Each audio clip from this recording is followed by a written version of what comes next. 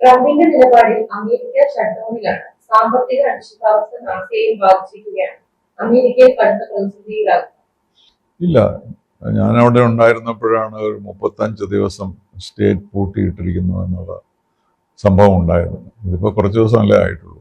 ഇതൊരു ഡ്രാമയാണ്, ഒരു പൊളിറ്റിക്കൽ ഡ്രാമയാണ് അമേരിക്കയിൽ. ഡെമോക്രാറ്റ്സും റിപ്പബ്ലിക്കൻസുമായിട്ടുള്ള ഒരു പൊളിറ്റിക്കൽ ഡ്രാമ.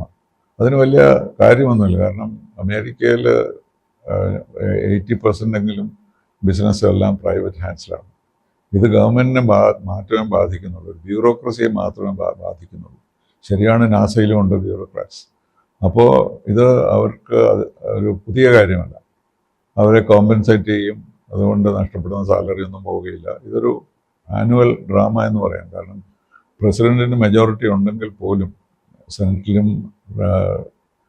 കോൺഗ്രസിലും മെജോറിറ്റി ഉണ്ടെങ്കിൽ പോലും റിപ്പബ്ലിക്കൻസ് തന്നെ അദ്ദേഹത്തിൻ്റെ എല്ലാ പരിപാടികളും അംഗീകരിക്കുന്നില്ല എന്നുള്ളതാണല്ലോ പ്രശ്നം. അപ്പോൾ അതുകൊണ്ട് 35 ദിവസം ലാസ്റ്റ് ചെയ്തെങ്കിൽ ഇപ്പോൾ ഒരു 10 ദിവസം പോലും ആയിട്ടില്ല. അതുകൊണ്ട് തീർച്ചയായും ഇത് പെട്ടെന്ന് തന്നെ പരിഹരിക്കപ്പെടുമെന്നാണ് എൻ്റെ പ്രതീക്ഷ. അതാണ് ചരിത്രം കാണിക്കുന്നത്. നിലവിലെ അമേരിക്കയിലെ സ്ഥിതിയിൽ ഇന്ത്യക്കോ അമേരിക്കക്കോ ഇന്ത്യക്കാർക്കോ ഭയപ്പെടേണ്ട സ്ഥിതിയുണ്ടോ? ഒന്നുമില്ല.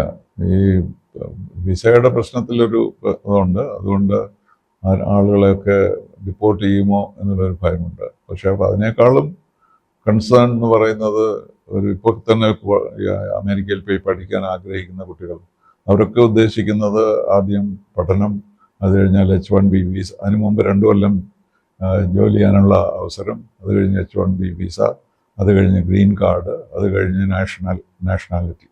ഒരു 5 ഇയർ പ്രോഗ്രാമാണ് അവരുടെ എല്ലാം മനസ്സിലുള്ളത്. അതാണ് ഇപ്പോൾ അട്ടിമറിക്കപ്പെട്ടിരിക്കുന്നത്. അത് പ്രതീക്ഷിച്ചുകൊണ്ട് ഇപ്പോൾ അമേരിക്കയിൽ പഠിക്കാൻ പോകുന്നത് ഉപകാരപ്രദമാകുമോ എന്നുള്ള സംശയം നമ്മുടെ കുട്ടികൾക്കുണ്ട്. അതുകൊണ്ട് പലരും അമേരിക്കയിൽ നിന്നും മാറി വേറെ രാജ്യങ്ങളിൽ പോകാൻ ശ്രമിക്കാനുള്ള സാധ്യതയുണ്ട്. പക്ഷേ അമേരിക്കക്കാർക്ക് ടെക്നോളജിയിൽ ഗുഡായിട്ടുള്ള ആളുകളെ ആവശ്യമുള്ളതുകൊണ്ട് ഈ ഇത് നീണ്ടുപോകില്ല. കഴിയുന്ന വേഗം തന്നെ ഇപ്പോൾ പല എക്സെപ്ഷൻസും പ്രസിഡന്റ് ട്രംപ് തന്നെ അനൗൺസ് ചെയ്ത് കഴിഞ്ഞിരിക്കുകയാണ്. അപ്പോൾ ഇത് തീർച്ചയായും അത് കുറെ കൂടി ലഘൂകരിക്കപ്പെടും എന്നാണ് എൻ്റെ പ്രതീക്ഷ. കാരണം അവർക്ക് വേറെ എവിടെ നിന്നാണ് ആളുകൾ കിട്ടുക. അപ്പോൾ അതുകൊണ്ട് അതിലും വ്യത്യാസം വന്നേക്കാം. പക്ഷേ ഇപ്പോഴത്തെ ട്രംപിൻ്റെ സ്ഥിതി ഈ ആൻറ്റി ഇമിഗ്രേഷനുമായിട്ട് വളരെ മുന്നോട്ട് പോവുക എന്നുള്ളതാണ്.